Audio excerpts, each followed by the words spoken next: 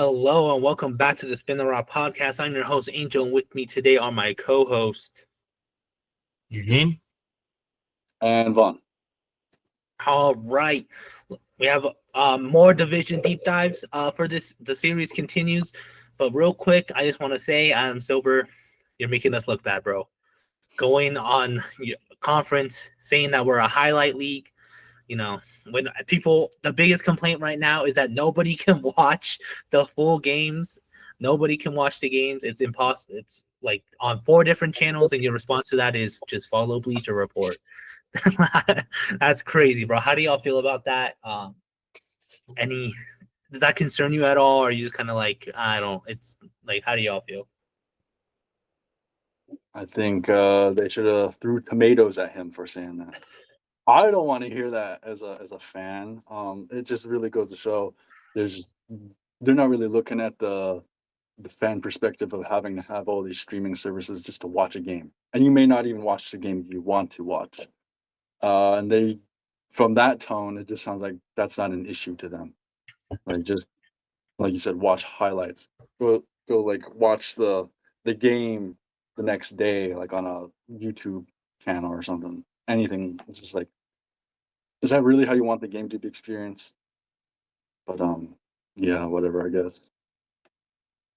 Yeah, and to kind of go off of that, it's kind of like, you know, he's really not wrong, but as the commissioner, you're not supposed to say things like that. Um, and then I was gonna say something else. Yeah, I don't know. It's just like you can tell like the league, or like with him thinking that the league isn't like trying to make any transformative ways to be better. They're fine with what what the state of the league is right now. So it's kind of concerning, but we'll see how things move forward. Yeah, It makes I just me, it just real quick, it just makes me wonder if they're going to shift their focus, if they already haven't, to social media being their prime presence, and maybe advertisers follow suit, and just social media in general gets worse as a viewing experience with ads and stuff. Because trying to watch a game, especially on like ESPN, feels like the ads are crazy. Especially like at the halftime and stuff. There's basically no halftime show. It's like 5 minutes, it feels. So I wonder if they're gonna make that transition to just fully committing to the highlight game. yeah, bro. I mean, and I should have known that's kind of their way of thinking because I feel like I don't know if you noticed, but they've been posting up more about how many views on social media they have and followers and like I kind of noticed it a while ago, but it was never like I was like, okay, cool, I guess, whatever. I guess any like as a company you use anything to brag about. But now it makes a lot more sense when I see stats like, oh, this clip got 1 billion views last week and shit like on social media and it's sad to see because already like yeah he is true it is a league that like kind of relies on its highlights. The highlights on their YouTube channel brings in a lot of views low key, but like viewership has been down in the playoffs. you know that doesn't really gain you respect, especially if you're trying to be a global league. You can't really do that through social media highlights already. And then not only that, but like we all talk about it, certain teams don't get posted, bro. Like Mm. it's like these smaller markets will suffer even more if that's the way of your thinking that like, oh yeah, we're a highlight league. Then bro, then if that's true, you need to start posting some. I know there isn't many, but you gotta start posting some Hornets, some Wizards, if that's the case, because I get the full Lakers game or the full Knicks game on my feed before I even see one Hornets highlight. And it's yeah, to kind of go off the content too, like it seems like that they're kind of going off of like they're depending on virality. Like they think all of their content is going to go viral when, obviously it's not. But the NBA has a lot of big moments, but I think they're depending on the players to constantly make and create these big moments, which I feel like most times doesn't necessarily happen. You know what I mean? But yeah, I don't know. Adam Silver is just kind of dumb for that, for saying that. Yeah. All right. Going to the news aspect of our episode, but to be honest, not much. We only have one piece of news for you today, and that is that Josh Giddey signed $100 million with the Bulls. We talked about the Bulls 2 episodes ago. How are y'all feeling about this deal, this move? Good, bad, mid? I'm gonna say mid. It doesn't move the needle forward or back for the Bulls per se. Did they overpay him?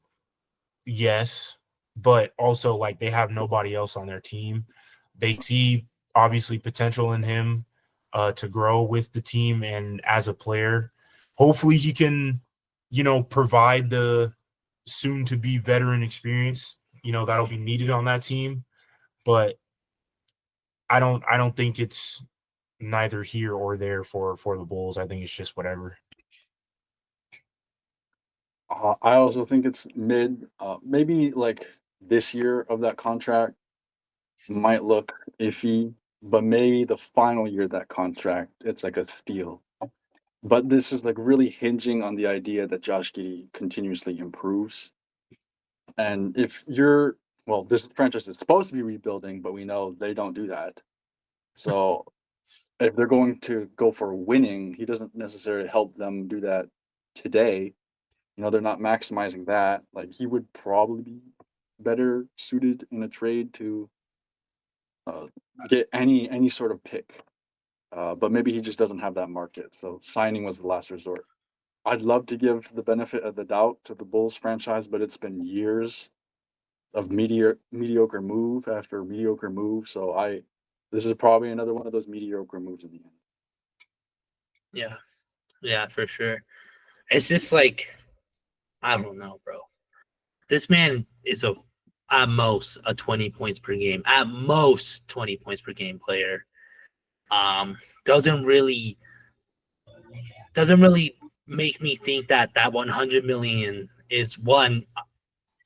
The player Josh Giddey shouldn't be the player you give that to, and two, isn't necessarily the move I think the Bulls needed to make. I think it's straight up bad.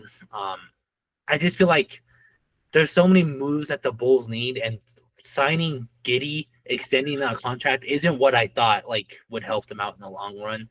I feel like at anything, this is just kind of like a why not kind of move. I don't know. We'll see how it plays out for them next this upcoming season and how Giddey does with the solid, full season with the Bulls. But I just feel like the first year didn't go so well, so why would the second year be any better? Right. Like last year was like their showcase of what's to come. And you saw that they were not a good team. And you're like, $100 million contract. I'm scratching my head over it. They could have got a lot for 100 mil. Yeah, bro, they really could have.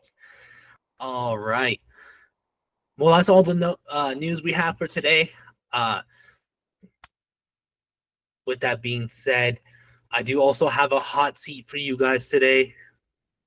And that hot seat question is, if you think you have normal NBA starter minutes, you're playing against the Wizards, what's your stat line? What are you getting out there? You have starter minutes.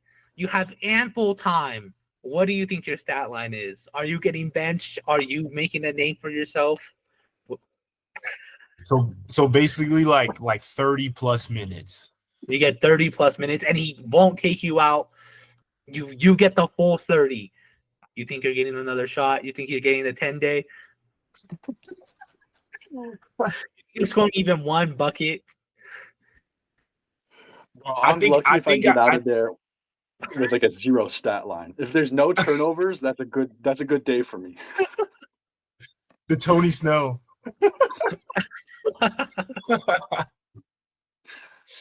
I think I could get maybe like 5 points, whether that's a 3 and a 2, 2 twos, and 1. I think I give 5 points, like 2 rebounds, like, you know, those lucky rebounds that just bounce in your lap. You know what I mean? 2 rebounds. I think I can get a steal, not necessarily pickpocket, but, you know, someone throw a dumb pass. I think I could get it.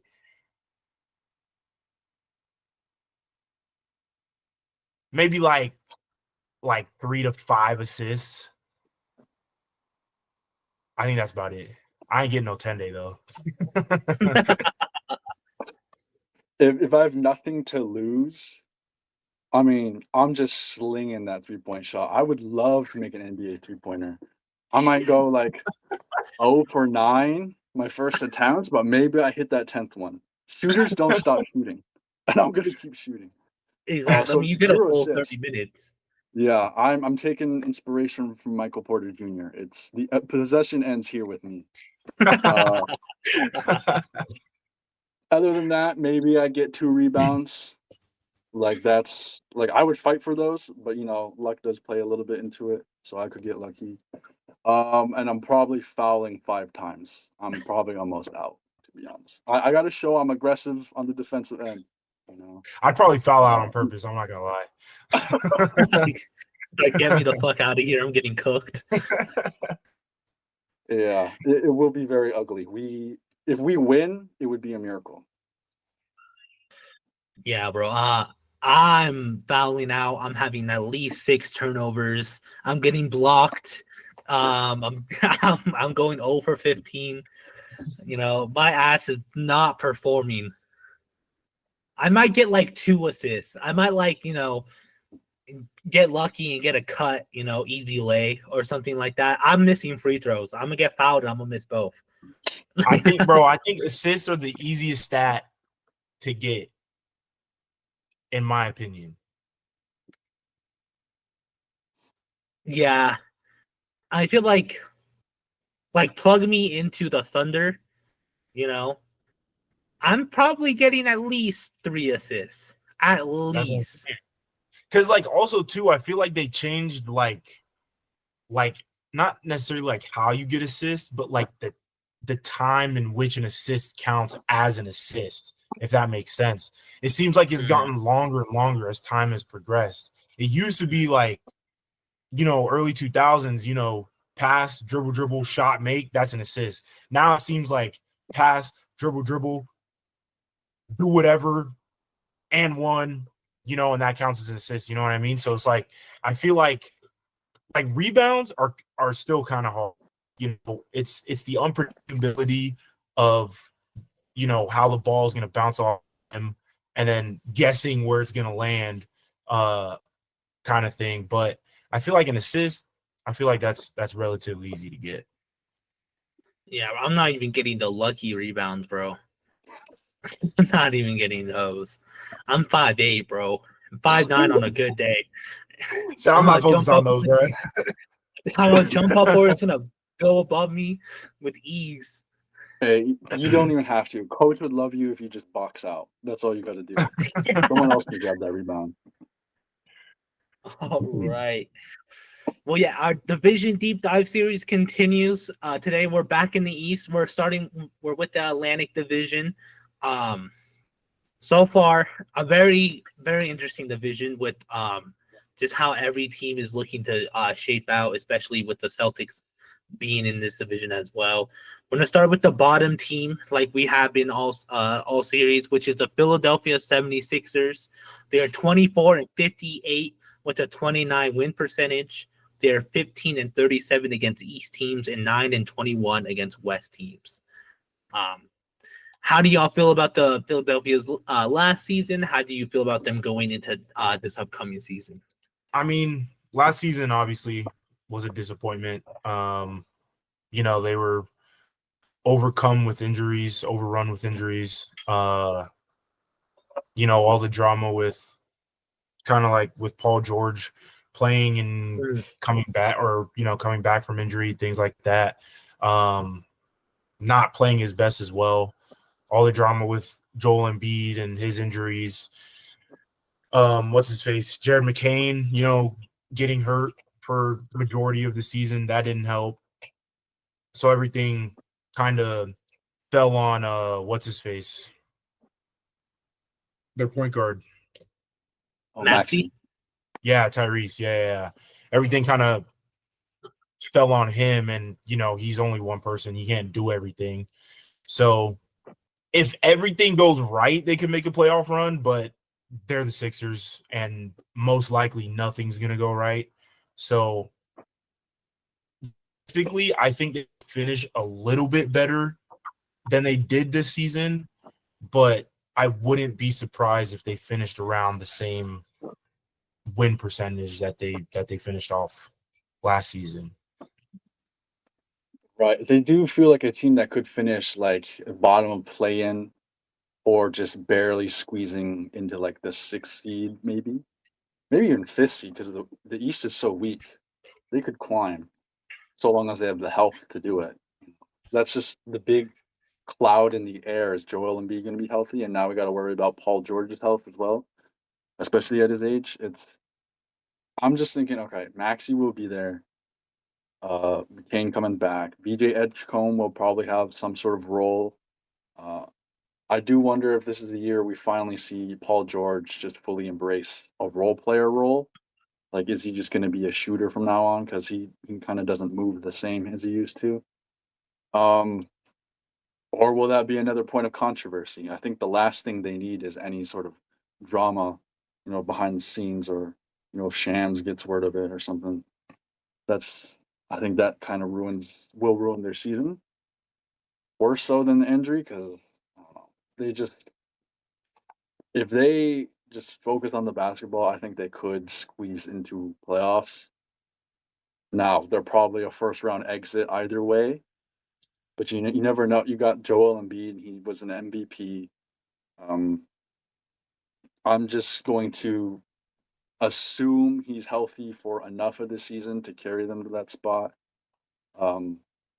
But either way, I'm not really excited for this team. Other than their rookie, it feels like there's nothing new about them. It's just another one of those trust the process years.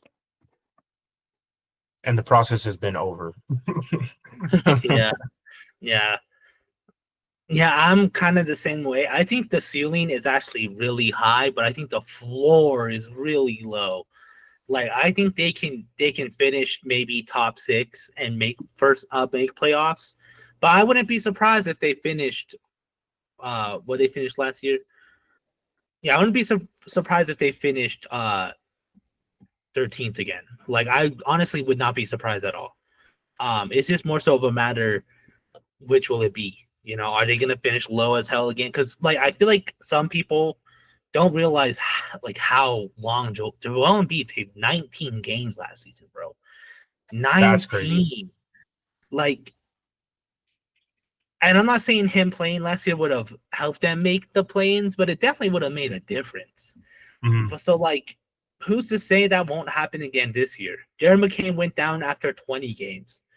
Like, I think the injury bug that's been plaguing the Sixers even before Joel Embiid, like, Okafor was always injured too.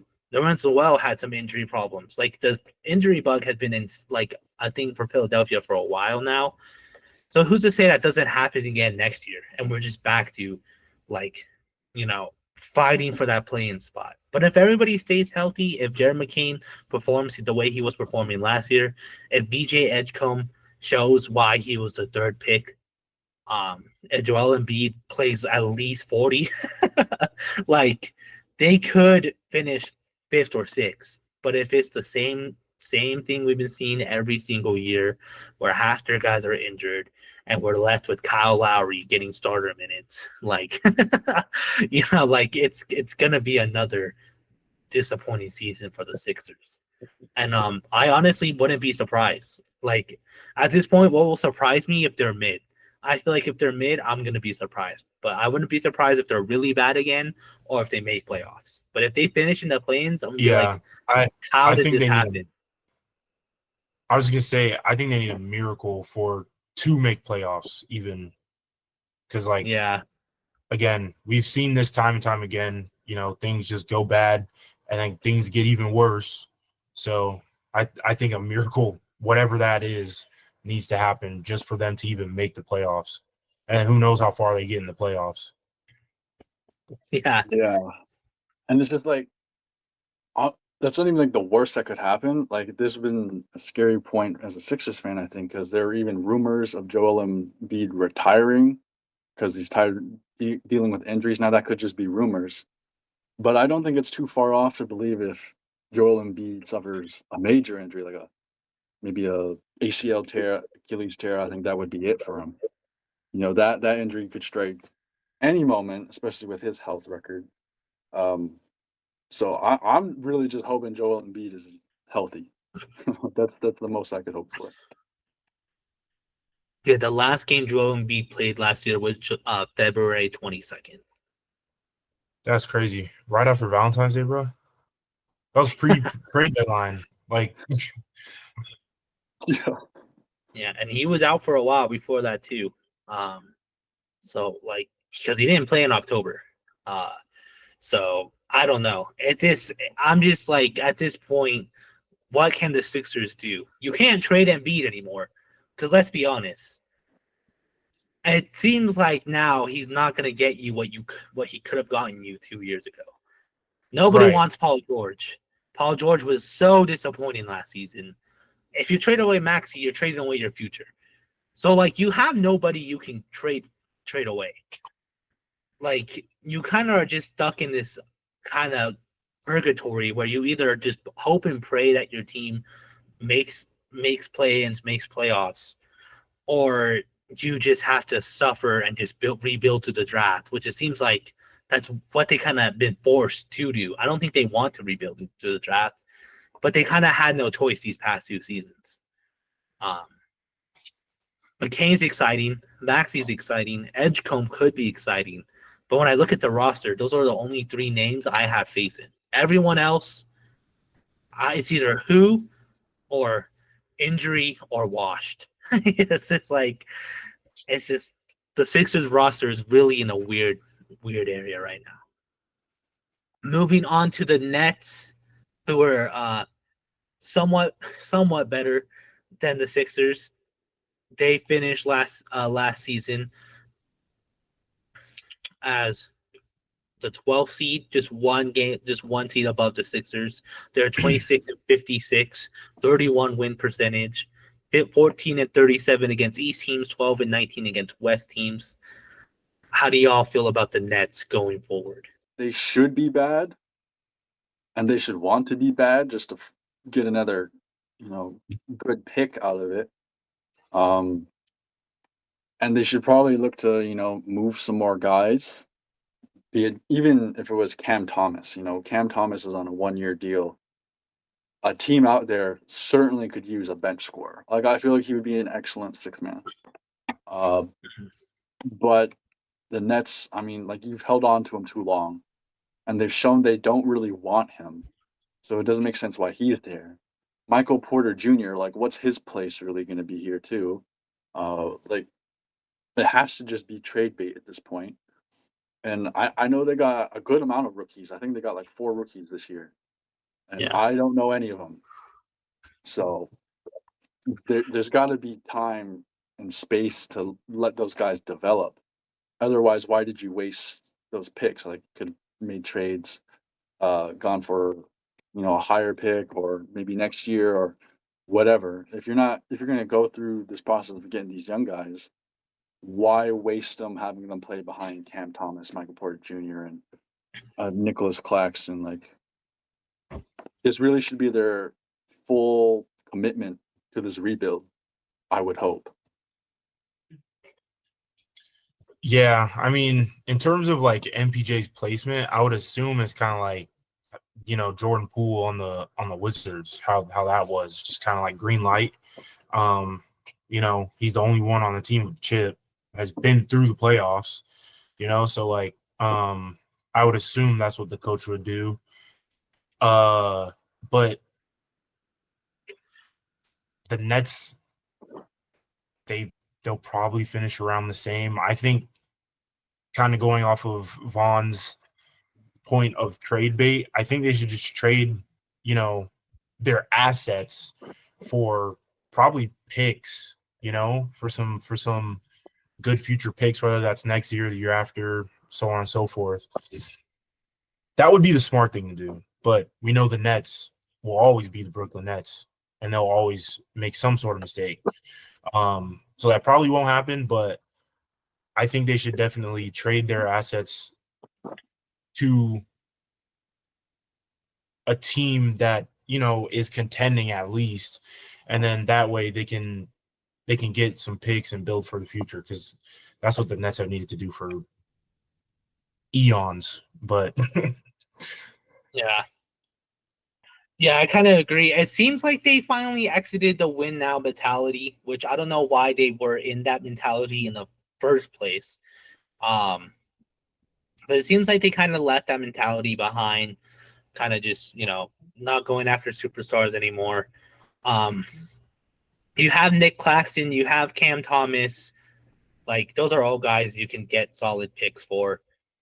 You got 4 first-round picks last in the draft. Like, just kind of experiment what you have, see what will stick, what not. I feel like Eugene's right. I honestly don't feel them moving up or down. Like, they might finish 11th and they might finish 13th, but I don't think they're gonna skyrocket or plummet anymore. Like, I just feel like they're just in this weird spot where, like, they can win a few close games here and there, not be completely garbage, but, like, at the same time, they're not. I feel like if they're trying to fight for play-ins, if they're trying to make a run, that's just dumb, bro. Trade away your desirable players, get some picks, and just keep rebuilding to the draft. Especially because it doesn't even look like they draft well either, bro. So, like, eventually you gotta hit someone. Like, eventually you're gonna hit on one of your draft picks. It just seems like that's the best move for them, and honestly, their only option. If they still have this, we're gonna trade for a star, like they've done with 2 super teams already. They have built. Both super teams were disappointments. Like, it's obviously not working for you. Just build through the draft. Get those guys more playing time. I feel like, even like Vaughn said, like, you have Cam Thomas. You obviously aren't giving him, the ball. Trade him away. A lot of guys will love that scoring off the bench. Nicholas Claxton is a center who I don't like, but a lot of teams need a center. So trade him away. You'll get some solid draft picks off of them. Michael Porter Jr. is just going to be there to sell tickets. That's his role. And so fans don't stop coming to the games. It's just like, and like, I'm honestly going to see how he plays, because I feel like he fit really well in the Nuggets system. He wasn't really the primary ball handler. He wasn't even the second option. He was more of the give it to him and see what he does kind of guy. Mm-hmm. So now that he is going to be first option and most likely only option, I'm excited to see how he looks and how his stats and game will look on the Nets with that green light and, not being behind both Jokic and Murray. He himself Yeah, did say he was not passing the ball because that was his role. I don't believe that for a second, man. If he's got that green light, he's still shooting that thing. No one else is touching it. But if he does evolve as a player, well, that would be exciting. But I wouldn't That would hold be your pretty breath if you're a Brooklyn fan. no, I mean, like, hopefully that hopefully he does evolve as a player, but him now being the best player on the team, his ego is going to be through the roof. Yeah. Yeah, it's gonna be very interesting how he handles being the first option. And I mean, he's already saying some crazy things since leaving the Nuggets, bro. Someone needs to take his phone away, bro. Get that man off of social media, because he's already kind of saying some outlandish things. So I don't know. It's just gonna be very interesting to see how the Nets handle this season, if they're even gonna trade away assets, because it just seems like right now they kind of have no choice but to build to the draft. And will they? I don't know. They have yet to actually commit to that to that strategy. I mean, last time they were in this situation, they traded for Kevin Durant, Kyrie, and Harden. So it's just like, well, are they going to try to do that again, or are they going to actually be smart and just try to find that guy who will stick? And then next up with the Raptors, I didn't realize how many teams did not even touch the postseason in this division, bro. Next up is the Raptors. Last season, they were the closest ones to touch the postseason besides the other two. They finished 10th, 30-52. They had a 36 win percentage, 21-31 against East, 9-21 against the West. So far, the only team who looks like they do have a game plan. How do y'all feel about the Raptors last season? How do you feel about them going into this season? I want to be hopeful because we've never seen Scotty Barnes, go for like a postseason run. As much as I want that, it's probably gonna be the case again. At least we'll finally see Brandon Ingram suit up because we didn't.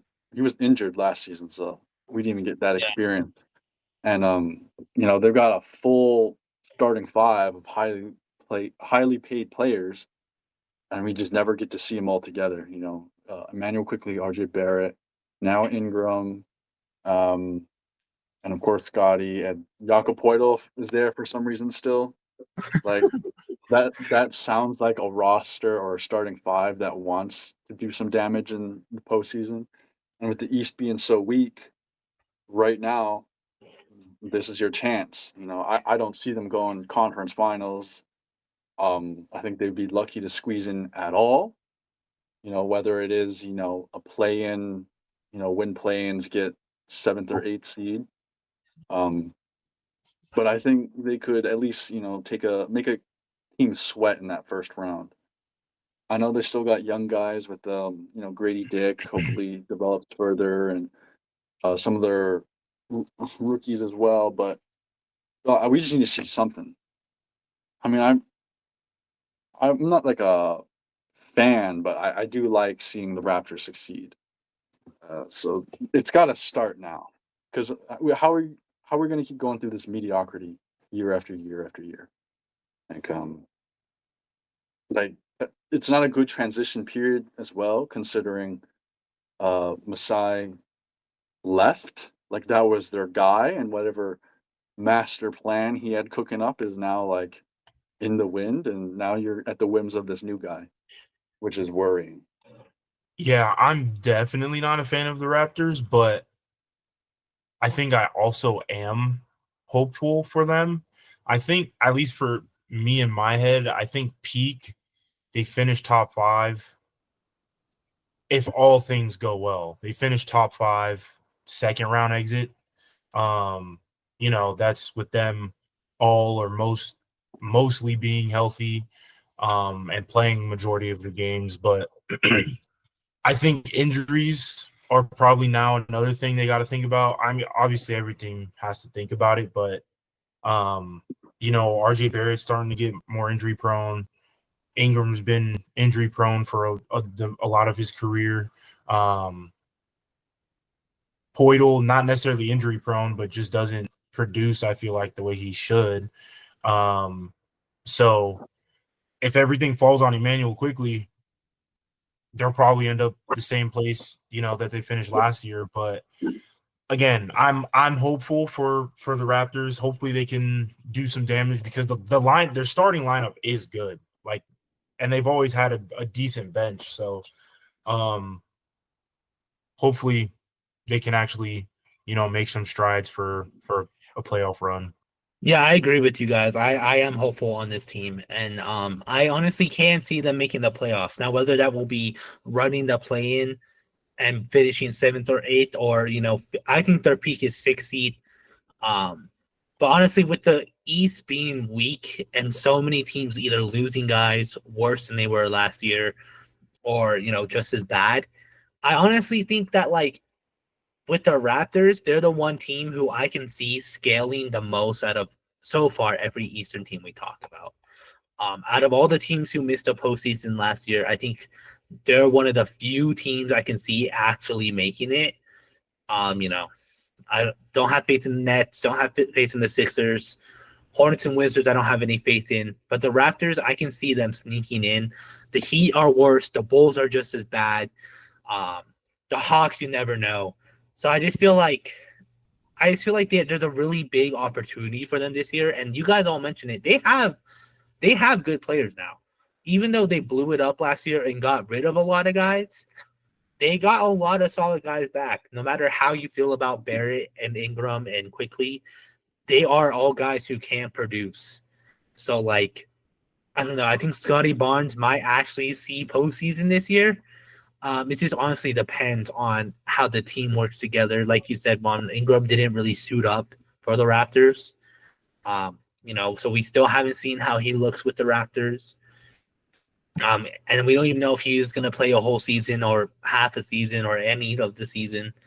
A lot of young guys still, that can actually step up. They had a top 10 pick in the draft.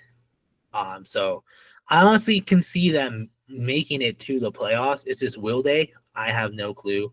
Grady Dick finally got a full season without going in and out of the G League. So it's just, I have not high hopes, but I do have some hope. Unlike with the other three teams we talked about, where I honestly couldn't put any hope into them.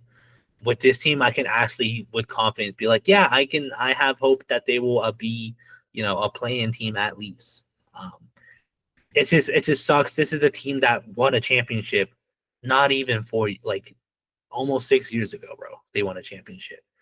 And to see how quickly they have fallen since then is like, it's just sad. NBA's a business, bro. Yeah, no, for real.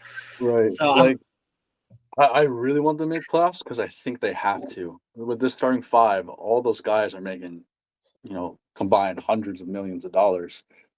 yeah. And like, if it doesn't work this season, I think they're already gonna, break it up, which is sad because they look exciting. It's just a matter if they put it together or not. Yeah.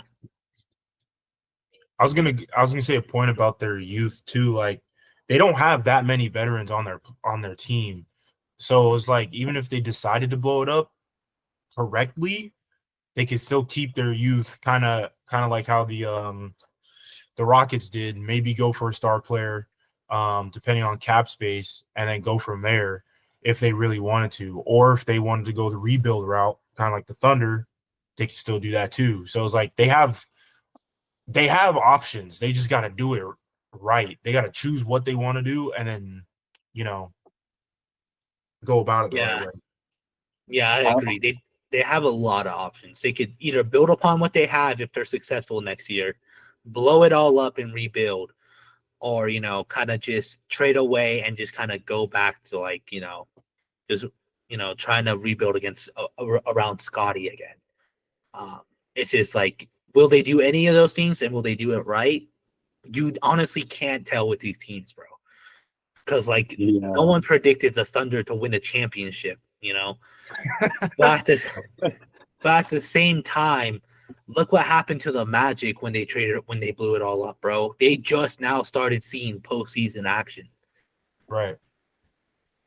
So I wish I knew some of the bright young prospects other than Scotty and Grady Dick, because they have a lot. Like, I'm looking at the roster, a 22-year-old, 21-year-old, 23, 20, 21, 19, and I don't know any of them.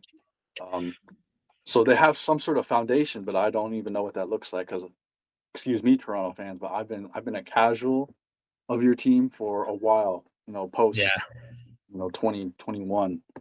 I don't really know what they see in the young guys, but this would be the year for one of them to, take a huge jump. Yeah, for sure. I was forced to watch him not too long ago. I had faith in Grady Dick. So far, he's proven me right. It's just, will he take another jump this season? I think the one thing that's a question mark is their center position. Poto is low-key not that good. I don't get why he's still there. I think he's a backup center for a good team, but a starting 100%. center for the Raptors, I just don't see it working out. And he's their only true center, bro. So he moves so slow. I know he's there, defend the hoop, get a rebound, But imagine putting like a fast athletic center next to Scotty Barnes. Like they would do damage. So I don't know why it's taken so long to move away from Poeltl. In fact, they extended him recently. So I don't know what they're seeing that we're not. yeah. That's what I mean. I I kind think, of bro, hope they honestly- are successful. Honestly, I think you can even put an injured Embiid on him, bro. Like I don't think he's that good. Yeah, bro. I wanted him for the Nuggets, and I'm kind of like hindsight's 2020, but like I'm kind of glad we didn't get him after all, bro. Because I But don't you think, had nothing. Like you had Yeah. no backup center. So anything would have been, good to you. yeah, But like we're in 2025. This guy doesn't need to be here, such a focal point of their roster. yeah. I think that's why I want them to be successful, because I honestly want them to build around what they have. They have some solid guys. They can definitely build upon the foundation. But if they're not successful, you kind of have no choice, bro, but to blow it up. And if they don't, it's gonna be like, why? Like, It's a what huge about question. this team? Yeah, what about this team? Are you not like that? Like, makes you think we can get there sooner rather than later? All right. And then finally, our first postseason team, the Knicks. They were third in the East last year. Made it all the way to the conference finals before getting knocked out by the Pacers. They finished 51-31. They were 34-18 against the East, 17-13 against the West. How do y'all feel about the New York Knicks coming into this season, especially after finally firing Thibodeau? How do y'all feel about the Knicks? If they don't make finals, then I don't know what can be done for them. You think it's It- finals or nothing? It has to be. Like, you got your main guys. This is probably the best roster they've had in this century. Because you have your team who was the second seed, I think, and then you added depth. So you still got Mitchell Robinson. You added Brogdon. You added Guerschon Yabusele, who was great last year. Jordan Clarkson, who's a good six man, and you've already got your supposedly great defense between Mikal Bridges, OG Anunoby, and you've got a superstar in Jalen Brunson. And Cat has only added to this team. It's just a matter of, is Mike Brown going to make it all, the team they should be? Because last year, for some reason, Brunson and Karl-Anthony Towns didn't mesh well together. In fact, they were better playing without the other player. And I love Mike Brown, but if he can't fix that, then I don't know if it can be fixed. And if that can't be fixed, they're not winning anything.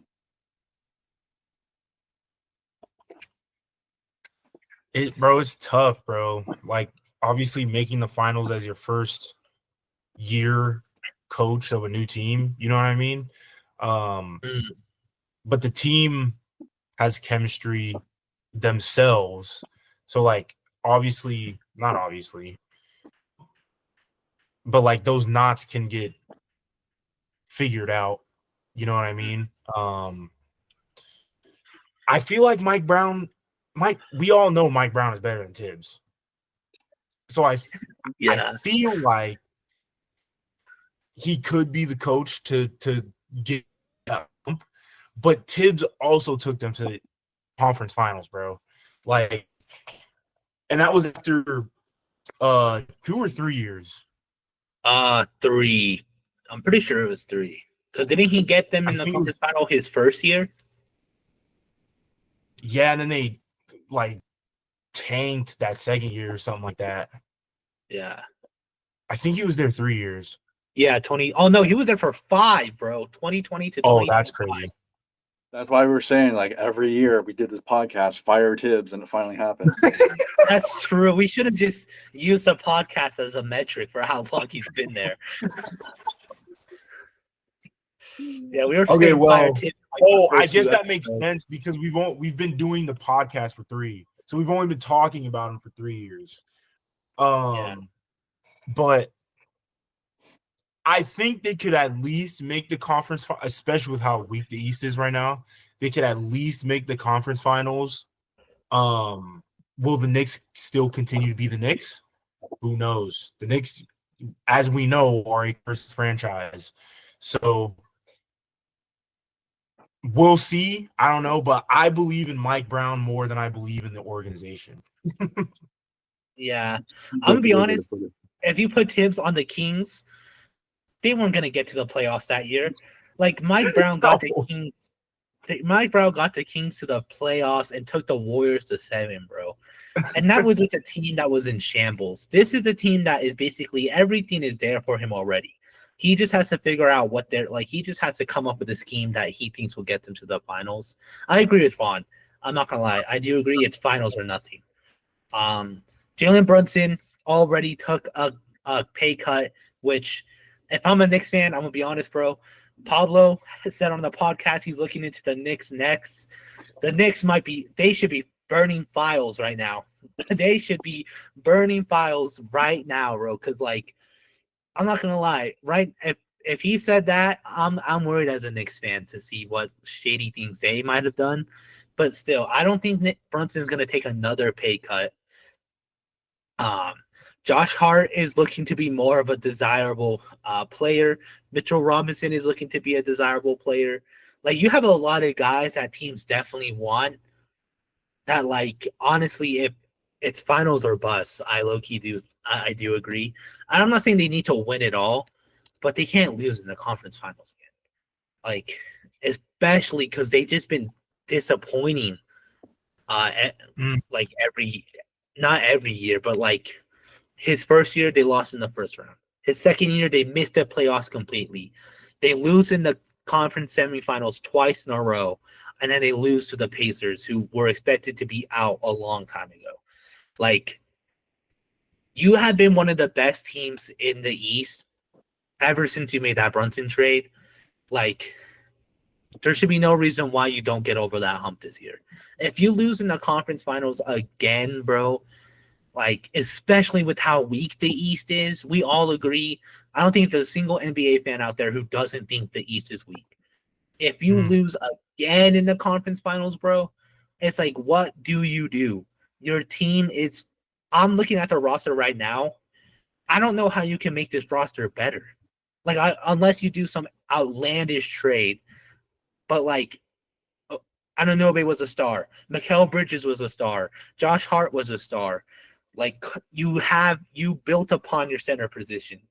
Brunson is already playing out of his mind. What else can you do if you don't make the finals?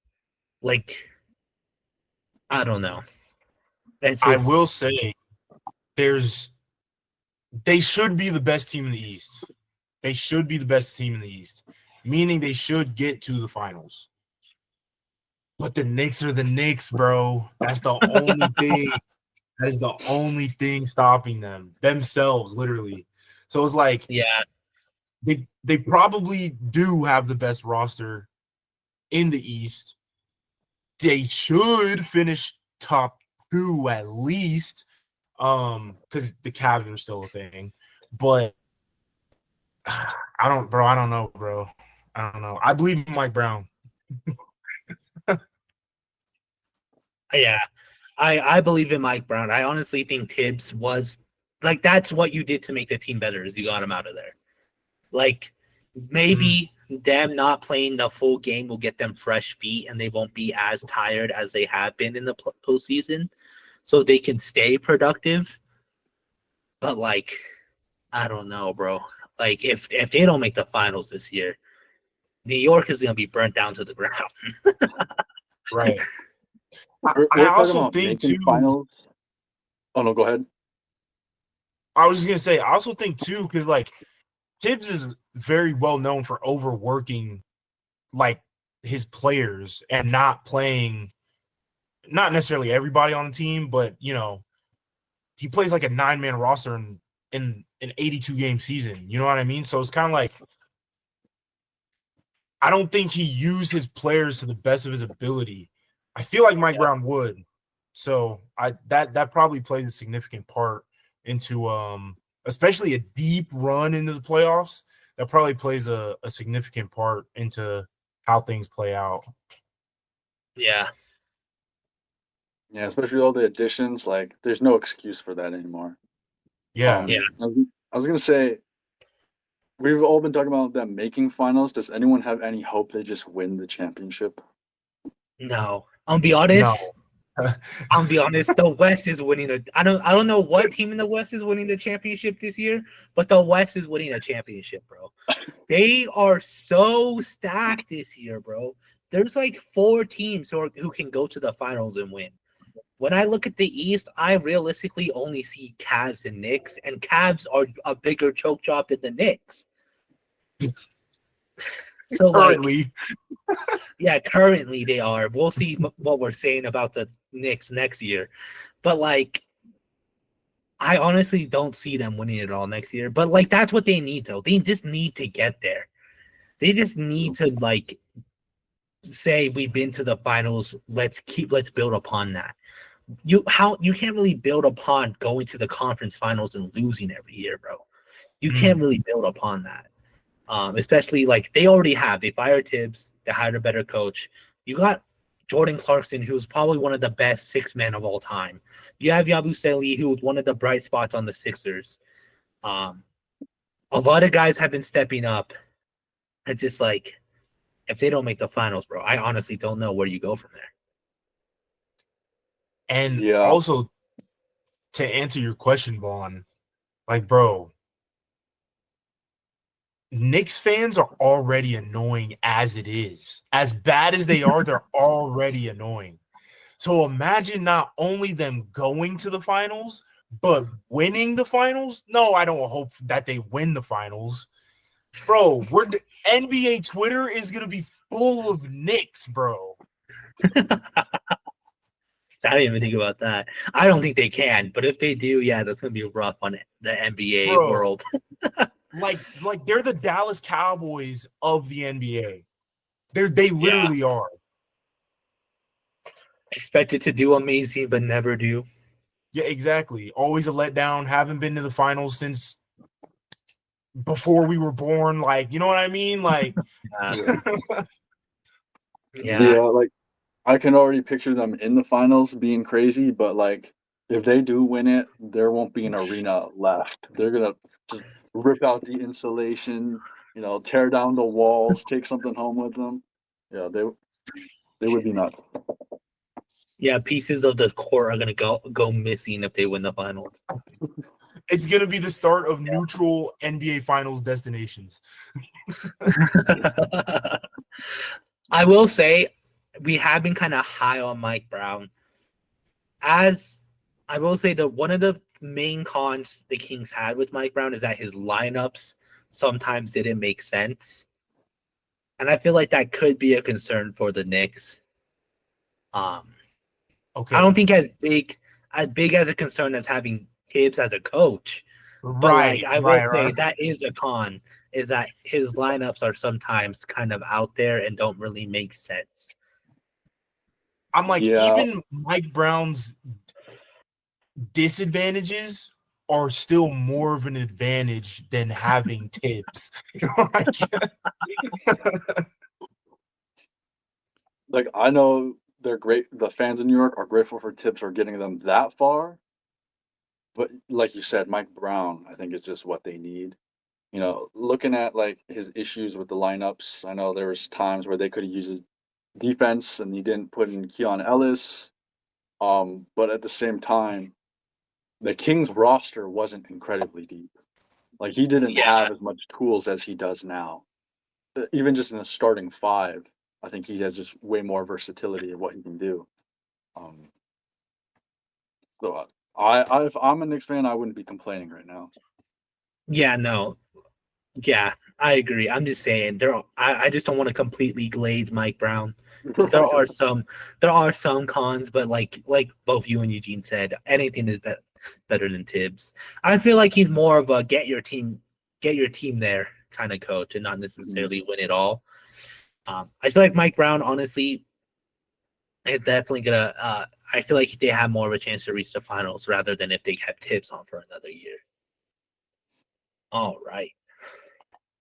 And then lastly, the Celtics, second seed, lost in the semifinals, 61-21, 74 win percentage, 39-13 against West teams, 22-8 against East teams. And they're in a really weird spot, bro. A really weird spot because they lost Tatum, which is like their main guy. So it's just like, where do they go from here? How do you guys see the Celtics this year, and how do you feel about them last year? Well, as a fan, I was definitely disappointed. Injuries came at like some of the worst time, and they couldn't pull through in very winnable games, and they just weren't, focused on what they should have been. Um, and now this year, I don't even know where to expect where they'll land because my first thought is, oh, you lose your star player, you just lost all these guys. You're probably gonna be, 13th, 12th, maybe 11th and 10th in your conference, but this is the East we're talking about. So they could somehow find their way into like a play-in game and win play-ins and find themselves in playoffs, which I don't even think would be ideal for the team if they did make playoffs. Like this is a chance not many teams get is you are contending, but you got this gap here where you can either find new players, new lineups, and then potentially get a good pick out of it. Now, I'm not gonna say like that's gonna be the most fun for me. There's gonna be some ugly and bad games out there. Um, that's just the situation. I can't. There's a reason why the NBA hasn't given them very many national games compared to previous years. They're probably not gonna be fun to watch. Uh, but there is potential that somehow they're better than the Sixers, even how they look now. Maybe Jalen Brown is like this crazy one A guy, and then other guys like Derek White are enough. But it's just I'm looking at our team and we don't really have a center still. Like Porzingis is gone. Al Horford has been rumored to sign with the Warriors all of off season. Like if he was going to sign back with the Celtics, he probably would have done it by now. So he's gone as well, and it's just we're down to, you know, a rookie who might not see Luke Garza. minutes. We're down. Don't remind me, Luka Garza, and what's his name?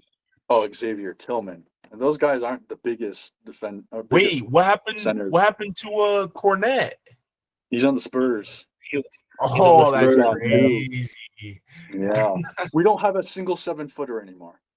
Like we're all either short centers or guys who should be power forward playing center. It's not ideal, especially for Joe Mazzulla's offense philosophy of shoot every three. We don't really have those tools anymore. So I at least can look forward to that. Joe Mazzulla is going to have to adapt to win some games. But I don't know how the rest of you feel. I think best case scenario, bro. Jaylen Brown for MVP, bro. I think that's your best case scenario, man. Because I didn't realize y'all were having center troubles as much as you just stated. But I mean, even still, whether y'all had a center or not, I think it's more of just hoping Jaylen Brown literally has the best season of his career. If that's what you guys want, to make if you guys still want to contend, rather. But yeah, I don't know. All these trades and signings, it's kind of like you're not in the purgatory state because like you guys still have good players. But it's not going to be as fun as it has been for the past few seasons that it has been. So was there a question, Angel, that I was supposed to answer, or was it just like how does it look? No, you answered all the. Yeah, no, that was good. All right, yeah, I think it's just kind of like expect the worst, hope for the best kind of thing. Yeah, I agree. I think I think Vaughn has the right idea where, like, I don't think you want to contend, bro. Like, you have a perfect opportunity where you can probably get a good player out of the draft and then still have Tatum and Brown next year, bro. Like, I think this year is more so give Jaylen Brown the green light, throw out some young guys who never got playing time in the past years, and just like hope maybe play in if you're feeling spicy, but like really just tank for a lottery pick. Because like if you do that, then you have, you still have Brown, Tatum, Derek White, and then you have like a solid rookie, which like I don't think the Celtics have had in a while, well, except maybe Williams.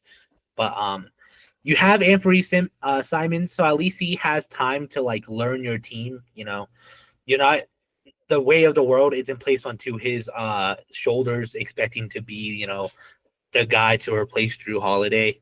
Like he has times to learn the Celtics. He has time to find his footing, how he can fit in the scheme.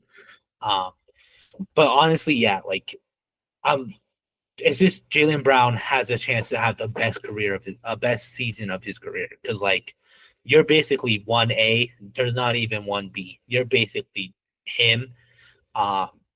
So it'll be interesting to see how this team plays out, especially with how much they've lost, bro.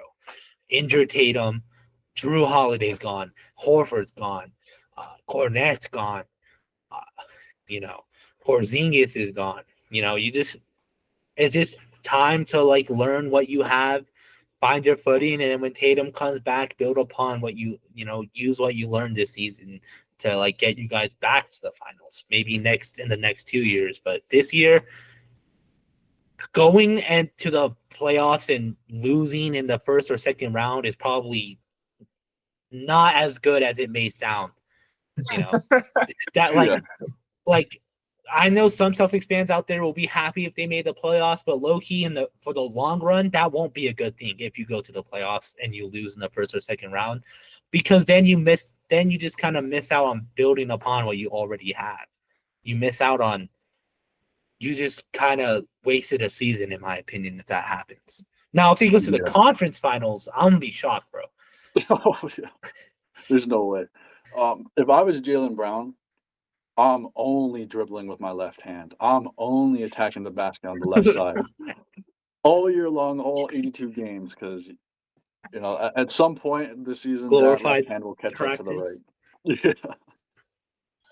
Yeah. As the Celtics, though, like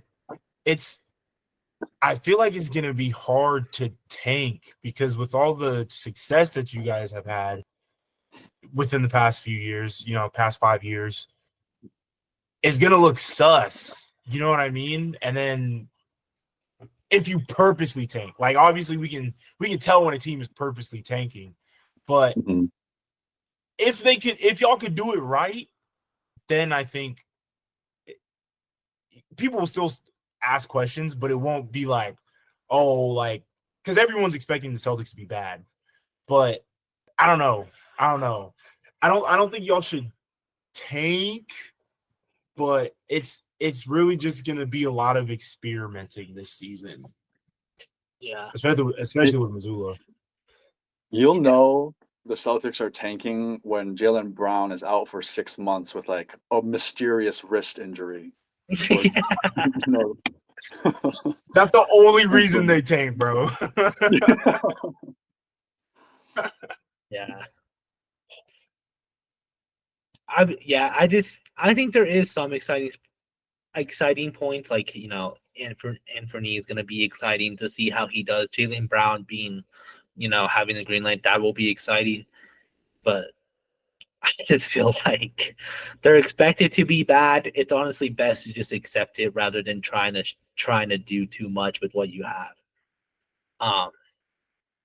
It's just unfortunate, bro, how it turned out, how everything played out last year. Just kind of like basically being forced to blow it all up, and then Tatum goes down, and you're just basically left with nothing. Yeah. We had it too good for too long. That's the thing. Yeah, I guess that's fair. All right. Well, that's every team in the Atlantic Division. A lot more disappointing than there is good. Kind of like how last week we kind of realized that the Southwest Division, even though there's a lot of big name teams in that division, it's really only the Rockets. It kind of seems the same way with the Atlantic. You have the Celtics, the Sixers, and the Knicks, but realistically, only the Knicks have any hope of doing anything coming up. Yeah, the East is basically the weakest we've seen in a long time. It's just sad to see what happened to that conference last season and just kind of like what has been happening. And honestly, we kind of mentioned it. We just went over every good team in the East. This series, the next division left is the Southeast. Like the Southeast doesn't have any team I can see making it to the finals, let alone conference finals. So I just feel like right now the Knicks are your only shot of having an East team actually win it all, and I don't think they can. Next week, the division talk continues. I'm thinking we can go into the Pacific because that is the best team in the West, and we haven't talked about their best division yet, or best division in the West. As far as how many teams are good, I guess technically. Oh no, that's not even true anymore. But still, next week is the Pacific Division. So tune in for that. See our thoughts on the teams there.